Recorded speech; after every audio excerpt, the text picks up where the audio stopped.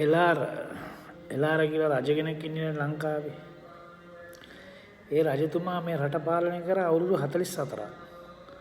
ඒ අවුරුදු 44 රට පාලනය කරනකොට සිංහල ජාතියට ප්‍රශ්න කෝටියක් තිබ්බා. බෞද්ධ වේර විහාරස්ථාන කඩලා බිඳ දැම්මා. එලාර කියලා තිබ්බා සීමා බෝධීන් වහන්සේගේ ඔන්චිලි පැද්දත් කමන්නේ නැහැ කියලා එයාගේ ජාතීන්ට. හැබැයි ඒ වෙනකන් අපේ ධර්මද්වීපේ බේරගන්න කිසිම කෙනෙකුට නැගිටින්න බැරි වුණා. මොකද නායකත්වයක් නැති හින්දා.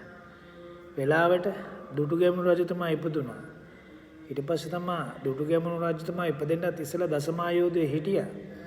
හැබැයි ලීඩර්ෂිප් එක නැති හින්දා ප්‍රශ්නයක් වුණා. අන්තිමට දුටුගැමුණු රජතුමා ඉපදිලා දසමායෝධයත් එක්ක එකතු වෙලා එලාරව පැරැද්දුවා. දැන් අපිටත් තියෙනවා ජොබ් එකක්. එලාරා ඉපදිලාද කොයිද?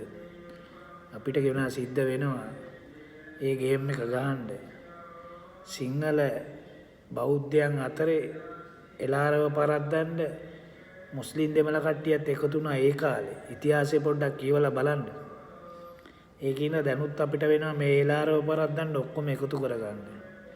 නැත්නම් එක්කෙනෙක් කියලා තියෙනවනේ යුද්ධ ඉවර කරනකොට ඒගොල්ලන්ට කිව්වේ නැහැ කියලා. ඕවා හැම දෙයක්ම අපිට මෙතනින් හිතන්න වෙනවා. මේ පෝස්ට් එකක් දාපු ගමන් ඒගොල්ලන්ගේ ඩෝබි හමුදා වැළෙන හැටි. ඒගොල්ලෝ හරි සූක්ෂම ලෙස සමාජ මාධ්‍ය ජාලය හසුරවන පාලන බලය තියෙනවනේ. ඒ ඕනතරම් වියදම් කරලා ඒකට සෙට් එකක් දාලා තිනවා 70000ක. අපි ඒගොල්ලොත් එක්ක හැප්පෙන්නේ බලමු.